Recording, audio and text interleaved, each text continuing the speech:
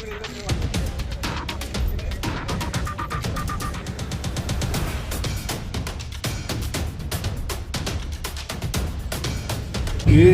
6 मार्च को शाम को 4 बजे एक बच्ची का अपहरण किया गया। थाना क्षेत्र उसैद में ये घटना हुई थी।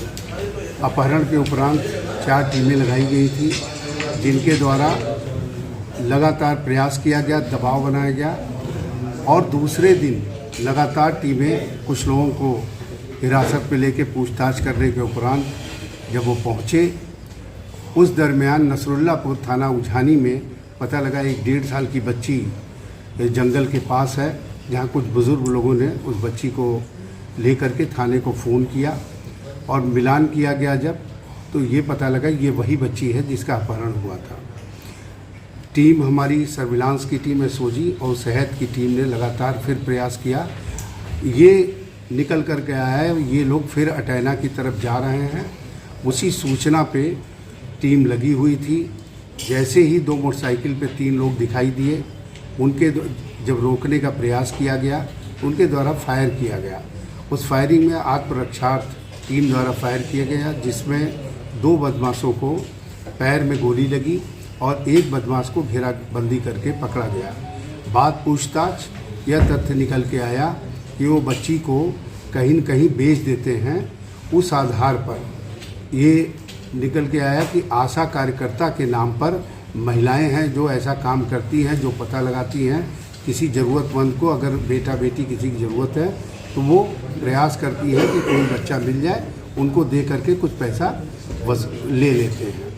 इस मामले में लड़कों का जो था आर्थिक तंगी में थे, इनके द्वारा प्रयास ये किया गया कि बच्ची को उठाकर कहीं फिरौती पहले मांगेंगे, क्योंकि वो गरीब परिवार था। तो उन्होंने एक ज़रूरतमंद को तय किया था इन महिलाओं ने। उसने तमाम मीडिया के द्वारा और ये चर्चा में आया, उसने लेने से मना कर दिया और पुलिस का दबाव अलग था, उसके कारण बच्ची सकुशल बरामद हो गई थी। इसमें जो 2 घायल हैं उसके साथ 3 लोगों को गिरफ्तार किया गया, जिसमें अमनपाल, सागर और यशपाल हैं। और महिलाओं में जो 3 गिरफ्तारी हुई है, गायत्री, छोटी और कुसुम, ये सभी इसी जनपद के रहने वाले हैं।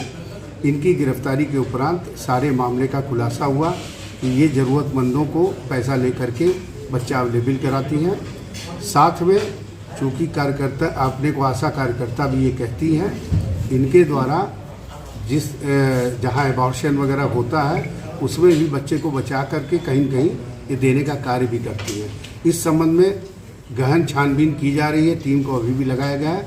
आगे इसमें और जो इन्वॉल्व होंगे उन पे भी कार्रवाई की। सर, अब तक कितने टारगेट इन गिरोह के द्वारा किए जा चुके हैं बदायूं में?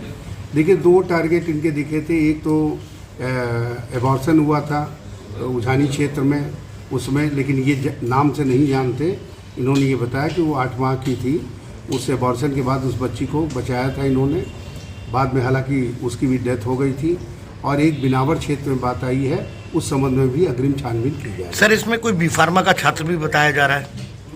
अभी ये बात तो नहीं आई है, लेकिन हाँ, ये जो 3 लड़के हैं ये कहीं न कहीं वार्ड बॉय के रूप में काम किए हुए हैं, जो अस्पताल के बारे में जानकारी भी रखते हैं।